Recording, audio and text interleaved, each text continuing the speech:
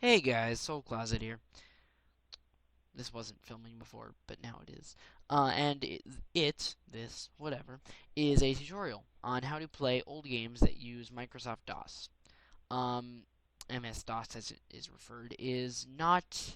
It uses file types that are the same as now, like .exe. However, your system can't play it. The games are not playable anymore. They just don't work the same. They don't use the same file formats or codecs, and you just can't play them. It'll tell you there's no compatibility for your version of Windows. Now on Mac, I understand there are plugins, but again, all of my tutorials are for Windows users, so sorry. And this should work for Windows XP 7 and 8, as far as I know. So, you're going to want to open up your browser, and you're going to want to go to DOSBox.com, spelled like that. Okay, you're going to end up here. You're going to see DOSBox, you're going to see the old guy, you're going to see the background text, and you're going to want to click the Downloads tab, right in between FAQ and Compatibility. Under that, you're going to want to click the big green download button that says Download Now SourceForge, trusted for open source. Now, I'm not going to download it, but what should happen is in Google Chrome, right about here, the Downloads tab will pop up, and you're going to want to click on the downloaded file. And in any other browser where it pops up a box, you're going to want to click Run. Okay, you want to run that installer, and you want to install the program. Fairly simple stuff. If you're here, you should know how to install a program. So I'm not going to go through that. Okay, so go back to your browser and download your game in a zip folder. Now this might be the hard part. Now I know exactly which game I'm testing this out for. I'm using this game. It's fairly old. The only website I've found that has it that I can trust is myabandonware.com. If you are looking for this game, here you go. But you can see the URL right up here. But I doubt you are. That's okay and expected. Thing is, you need to have one. If it's a game that requires a serial number, you're going to need one, such as. Wait. No, you don't. You don't need a serial number. Not for this game. But other games you might, so just look out for the information. I cannot tell you exactly the information for every game you're going to want, if you're watching this for semi-useful reasons, because every game is different, because you have to get them through. It's not illegal because these games, well, they were copyrighted, don't really hold any copyright legal value anymore. But it's still not, the most open thing in the world. But whatever. It should come in a zip file.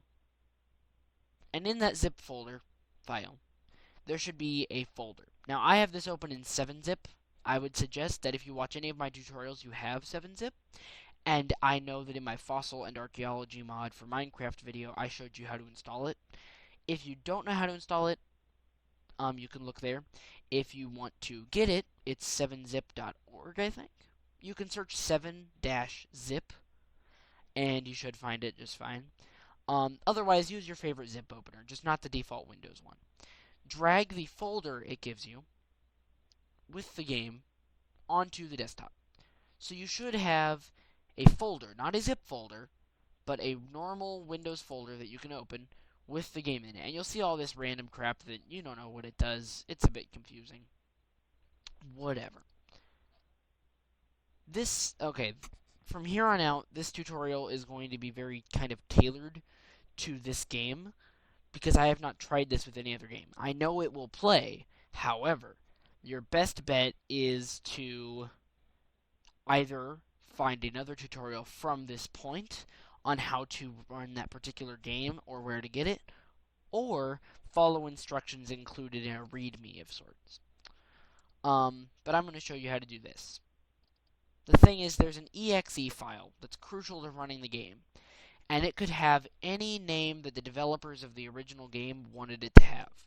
These people chose SVR for Spectre VR. Your game could have anything, and it's just some trial and error until you get it just right. I'm sorry about that, but there's no way to avoid it. You just kind of have to try until you get it right. Seems kind of stupid, seems kind of vague, but it kind of has to be. I can't help you there. Sorry. That said, let's continue. Now you're going to want to open up DOSBox. When you installed it, you may or may not have added a desktop shortcut. I have placed mine into my emulators folder. But either way, just run the program. Okay, here's where stuff gets really messed up and confusing. Type in, okay, so you should get DOSBox. You may get a, help messages trying to tell you how to do some stuff. Skip those until you're just at a command line with Z:\arrow, and then you can just type whatever you want. You want to be here. Now, I assume that your primary drive in your computer, where you download things, is your C drive. Okay? If you downloaded the, well, no, because your desktop, make sure this folder's on your desktop. That'll make it a lot easier. Just make sure the folder with the game is on your desktop, okay? Now, type in the word mount, no capitals, a lowercase c, okay? And then you want to type the file directory of where that folder is, okay? Here's where stuff gets weird. If the length of a directory name, a folder name, is longer than 8 characters, it will be shortened. And it will give you an error saying it doesn't exist if you don't shorten it. But you can't shorten it until it tells you how, even though it's really obvious.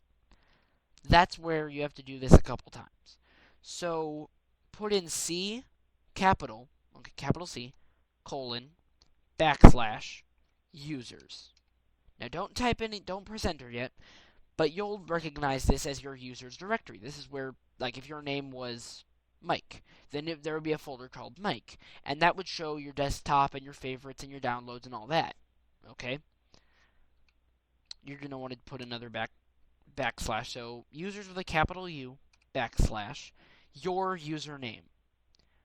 Mine happens to be SoulC. I don't even know mine. Because on Windows 8 it shortens it. Windows 8 is weird. SoulC_000.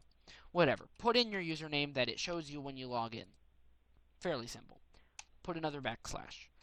Put desktop with a capital D. Okay. And then press enter.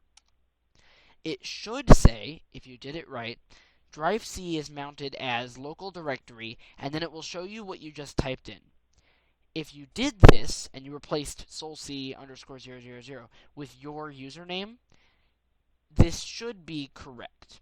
Now, you're going to want to put in just a capital C and a colon, and press enter. Now, instead of showing a Z, like it did here, it should show a C, like it does here. Like your drive. Now, type in CD, lowercase, space. I didn't always say space, but you can see when I make a space. You could probably hear it. This mic isn't too good. Okay. So CD, and you want to put the name of the folder for your game, in this case Spectre VR, and it is case sensitive. So if there's a cap, put it as a cap, and don't put any spaces. Even if there are spaces in the folder name, don't put any.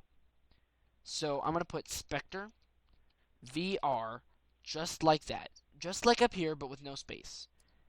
And it's going to tell me if it tells you it doesn't exist, that means you typed in the wrong folder name or you didn't do a step correctly. It should give you, if the name of your game is too long, it should tell you directory name is longer than 8 characters and or contains spaces. Try, and then you want to put in that red text. Now, if it doesn't give you this, don't worry. It should tell you that it changed the directory, like it will when I put in this. Should say C and the file of that, the name of the folder where your game is located. If your game's title was too long, it will say part of that and then a tilde, the squiggly, and then 1. Now, if you don't have a squiggly on your keyboard, I'm pretty sure everyone does, but if for some reason you don't, you're out of luck. If the name of the folder is too long, you can rename it, but I don't know how that alters the game. Now, after that, you're going to want to open up the folder for your game. Keep DOSBox open, or you'll have to do all that again. Now, you may want to look it up on the website that you download this, or in a forum, or in a Google search. Look up or find by your own trial and error, which I don't recommend, which .exe file runs the game. You can probably look up something like this. Like, I'll open my browser and I'll be like, which file runs Spectre VR? And you'll get some random crap that isn't really related. Now, certain games like this game are available on iOS. I don't have any iOS devices, but it doesn't matter. You might find some downloads, you might have some things like that, but you can probably find things like how to play this. And again, you might get nothing, or you might get something. It's really kinda just how you see it. It's depending on how popular that game is. I can't really vouch for the fact that there will always be something to find. However, assuming you come up with a result, continue here. The name of mine is capital S, capital V, capital R, SVR, like Spectre VR. You're going to want to put just the name of that, no .exe, into here. When you press enter, it should take you to the game. Now I'm going to lower the volume before it gets loud, because it might. In that case, you should be running your game as if you were on an old computer. If you are one of the people who played the game previously on an original system that it was meant for, then it'll be just like playing it there. There will be little to no difference. Other than, oh, I appear to be on my own computer now. I don't know what I just did. I'm not very good at this game. My mom wanted me to do this. Not this video necessarily, but she wanted me to this game from a long time ago. Which inspired me to do this video. Because when do I make content? Like, legit question. When do I make content? I mean, content. Not very often. So anyway, I also assume you know how to play your game of choice. You know, that's helpful. I'm not going to keep going. But to free your mouse, your best choice is to either go back to the menu, if you can, or if you're not using Windows 8, press the Windows key. Now, I know you just saw my Windows menu, but, or pause the game. That may work. In any case, you can close DOSBox one way or another. After that, you're going to have to do everything you just did in the exact same order every time you run the game. I don't think there's an easier way to do it. Your best bet is writing it down for your game of choice. Writing down what you did based on this tutorial for your game. Now, if you want this game, there will be a link in the description, as there will also be a link to DOSBox. DOSBox will be link 1, okay?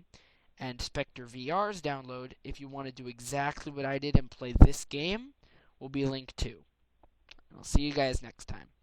Hope it helped. Soul Closet out.